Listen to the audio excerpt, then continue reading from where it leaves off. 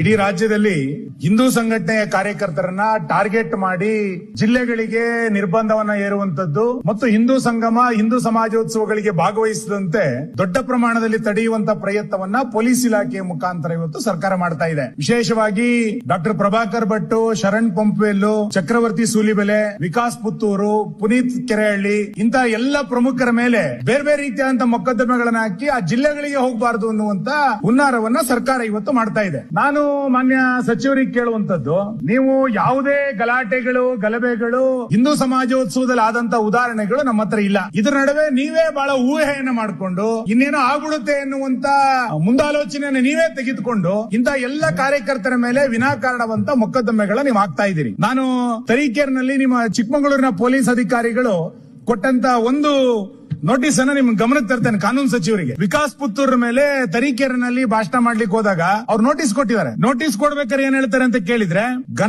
ಕರ್ನಾಟಕ ಸರ್ಕಾರವು ಜಾರಿಗೆ ತಂದಿರುವ ದ್ವೇಷ ಭಾಷಣ ಮಸೂದೆಯ ಅನ್ವಯ ಈ ಕಾಯ್ದೆ ಉಲ್ಲಂಘನೆ ಆಗುವ ರೀತಿಯಲ್ಲಿ ನಡ್ಕೊಳ್ಬಾರದು ಅಂತಿದೆ. ಇನ್ನು ಕಾನೂನು ಜಾರಿಗೆ ಬರಲಿಲ್ಲ. ಸರ್, ನಾನು ಮಾನ್ಯ ಕಾನೂನು ಸಚಿವರಿಗೆ ವಿನಂತಿ ಮಾಡೋದು ಏನಂತ ಕೇಳಿದ್ರೆ, ಯಾವ ಭಾಷಣ ದ್ವೇಷ ಅನ್ನುವಂಥದ್ದು ಕ್ಲಿಯರ್ ಆಗ್ಬೇಕು. ಭಾಷಣ ಮಾಡಿದ ನಂತರ ಹಿಂಗಾಗಿದೆ, ನಂತರ ಎಫ್ಐಆರ್ ಸುಮಾರುಗಳು ಮಾಡಿದ್ದಾರೆ, ಬಿಡಿ ಎಫ್ಐಆರ್ ಗಳು ತುಂಬಾ ಆಗಿದೆ. ನೀವು ಮೊಘಲರು ಬಂದು ದಾಳಿ ಮಾಡಿದ್ರಿಂದ ಶಾರೀರಿಕವಾಗಿ ದಿವಾಳಿ ಆಗಿ ಬೌದ್ಧಿಕವಾಗಿ ದಿವಾಳಿ ಆಗಿದೆ ಅನ್ನುವಂಥದ್ದು ಪ್ರಚೋದನೆ ಹೇಗಾಗುತ್ತೆ? ಒಂದು. ಎರಡನೇದು, ಚಿಕ್ಕಮಗಳೂರಿನ ಜಿಲ್ಲಾ ಪೊಲೀಸ್ ಇನ್ಸ್ಪೆಕ್ಟರ್ ಕಾಯ್ದೆ ಬರೋಕ್ಕಿಂತ ಮುಂಚೆ ರೈಟಿಂಗ್ ಅಲ್ಲಿ ಕೊಟ್ಬಿಟ್ರೆ ಏನ್ ಪರಿಸ್ಥಿತಿ? ಹಾಗಾಗಿ ನನ್ ಎರಡೇ ಡಿಮ್ಯಾಂಡ್, ನೀವು ಯಾವುದೇ ಹಿಂದೂ ಸಮಾಜೋತ್ಸವಗಳಲ್ಲಿ ಗಲಾಟೆ ಆಗಿಲ್ಲ, ಗಲಾಟೆ ಮಾಡೋ ಉದ್ದೇಶದಿಂದ ಸಮಾಜೋತ್ಸವ ನಡೆಯಲ್ಲ. ಕ್ಲಿಯರ್ ಗೊತ್ತಿರಲಿ ನಿಮಗೆ, ಸಮಾಜೋತ್ಸವಗಳು ಎಲ್ಲೂ ಗಲಾಟೆ ನಡೆದಿಲ್ಲ.